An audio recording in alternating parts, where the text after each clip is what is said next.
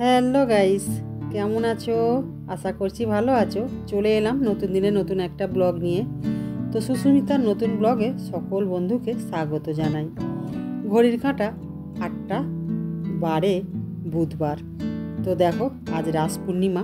তো সকাল সকাল আশিবাসি সমস্ত কাজকর্ম সেরে স্নান সেরে চলে এলাম ঠাকুরের বাসনপত্র মাজা ঘষা করতে। তারপরে মেজে ঘষে দুলপো তুলসী তুললাম, ফলগুলো ধুলাম, এই যে ঠাকুরের বাসন সব ধুয়ে এনেছি। আর লক্ষ্মী গণেশ সরস্বতীটাকেও আজকের একটু পরিষ্কার করে স্নান করিয়েছি। তারপরে দেখো এখানে সিংহাসনটা ছিল, এই সিংহাসনটা না উপরে তুলে দিয়েছি দেখো। আর এপাশে দেখো লক্ষ্মী গণেশ সরস্বতীকে স্নান করিয়ে তারপরে চন্দনার তুলসী পরিয়ে দিয়েছি। তো এবারে ঠাকুরগুলো আস্তে করে সিংহাসনের উপরে তুলে দেব। তার আগে একটু গঙ্গা জল ছড়িয়ে নিলাম।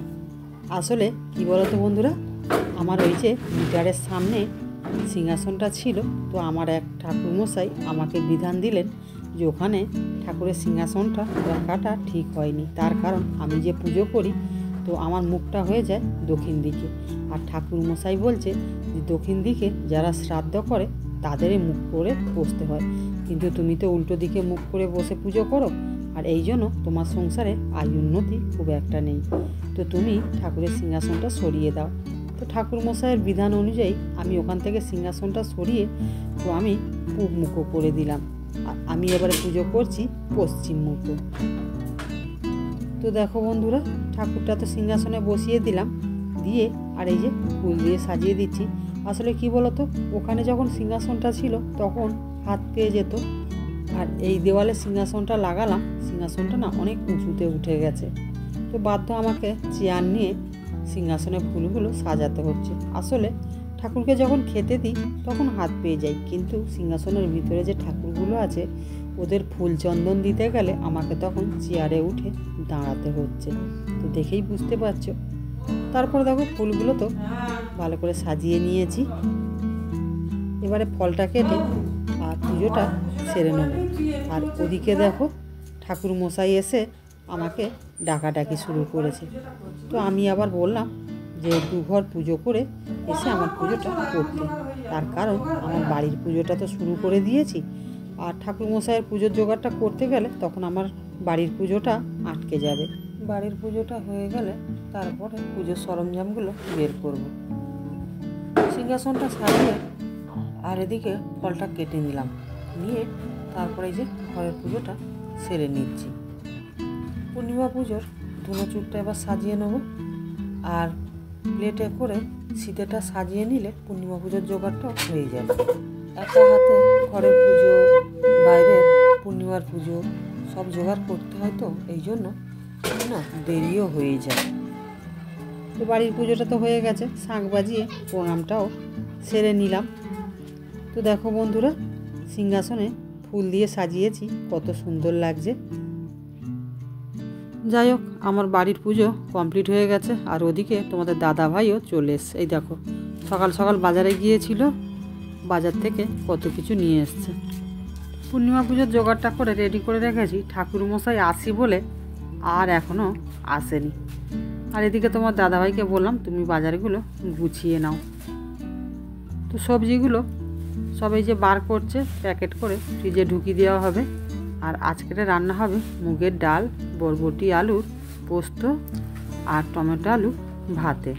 তোমাদের দাদাভাই সকালবেলা হাটে গিয়েছিল কিছু সবজি বাজার করতে, আসার পথে তেল পোস্ত কিনে নিয়ে এসছে। আমিও আগের দিন কাজে থেকে ফেরার পথে কিনে নিয়ে এসেছি কিছু মশলা বাজার। তো সেটা তোমাদের কাছে শেয়ার করা হয়নি, আর তোমাদের দাদাভাইকেও বলা হয়নি। তারপরে বরবটি আলু কেটে নিয়ে আর এই যে পোস্তটা চাপিয়ে দিচ্ছি। আর তোমাদের দাদাভাই তো টিফিন খেয়ে বাজারে গিয়েছিল, তো এখন বাজে কিন্তু প্রায় 11টার মতো। আর আমার এখনও সকাল থেকে খাওয়াই হয়নি। আর এদিকে দেখো তোমাদের দাদাভাই আলু ভাজা করেছিল সকালে টিফিনে মুড়ি খাওয়ার জন্য। আমি এক বাটি মুড়ি নিয়ে অল্প করে টিফিন করে নিলাম। আর এদিকে মুড়ি বাড়ন্তে ছিল বলে তোমাদের দাদাভাইকে বললাম ড্রামটা ভর্তি করে দিতে। এদিকে বরবটি আলুর পোস্ত আমার কমপ্লিট। আর ওদিকে দেখো ঠাকুরমশাই এসে ডাক দিচ্ছে। তারপরে তো ডাল আর বরবটি আলুর পোস্তটা বানিয়ে ঘরের ভিতরে রেখে দিলাম, আর তোমাদের দাদাভাইকে বললাম ভাতটা বসিয়ে দিতে। আর আমি চলে এলাম পুজোর জোগাড় নিয়ে। পুজোর সরঞ্জামগুলো সব রেডি করে আর বসার পটে রেখেছিলাম। আর ওদিকে সাত ভায়া পাখিগুলো এসে না সব পঞ্চপ্রদীপের সলতেগুলো তুলে নিয়ে চলে গেছে। আমি আবার ডবল করে সলতেগুলো বানিয়ে দিলাম। ধুনো ছিটা জ্বেলেছিলাম, কিন্তু দেখো নারকেল ছবড়াগুলো না ঠিক মতো জ্বলতেই চায়নি। তো আমি আবার একটু ধুনো দিয়ে দিলাম বেশি করে। তারপরে দেখো পুজোটা সেরে নিয়ে আর এই যে সবাই মিলে খেতে বসে গেছি। খাওয়া দাওয়া করে সমস্ত কাজকর্ম গুছিয়ে আমি আবার বেরিয়ে পড়লাম ভিজিটে। তো দেখো দুই বন্ধু যাচ্ছি ভিজিট করতে। তো দেখো বন্ধুরা, নারী জীবনটাই বড়ই বৃথা। জীবনে যতই কষ্ট করো না কেন, এই কষ্টের মূল্য কিন্তু কেউ দেবে না। কারোর যদি একটু কোনো কিছুতে ত্রুটি হয়, সে কিন্তু কথা শোনাতে ছাড়বে না। দেখো ঘরের কাজ করে বাইরের কাজ সামলাতে হচ্ছে, আবার বাইরের সামলিয়ে ঘরের কাজ সামলাতে হচ্ছে, তার সঙ্গে বাচ্চার পড়াশোনাটাও কন্টিনিউ চালিয়ে যেতে হচ্ছে। তারপরেও দেখো একটু যদি কোনো পান থেকে চুন খসে, কথা শোনাতে কিন্তু কেউ ছাড়ে না। মেয়েদের জীবনটা হচ্ছে শাঁখের করাতের মতো, যেতেও কাটে আসতেও কাটে। তো দেখো আমার ভিজিট তো সারা হয়ে গেছে, তো অনেকটা রাতও হয়ে গেছে। তো আমি এই যে বাড়ির দিকে ফিরছি। তো দেখতেই পাচ্ছ অন্ধকার অন্ধকার মতো লাগছে। কি দিয়ে রুটি খাবি? যা দিয়ে দেবে। বাতাসা দিয়ে খাবি? বাতাসা? তাহলে পটল তরকারি দুজনে হাত করো। না থাক, বাতাসা চাললেই খেয়ে নেবো।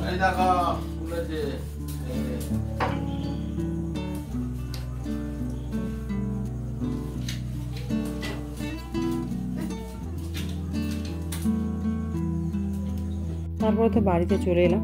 এসে আর এই যে রুটি বানাচ্ছি, রাতের খাবার হবে রুটি।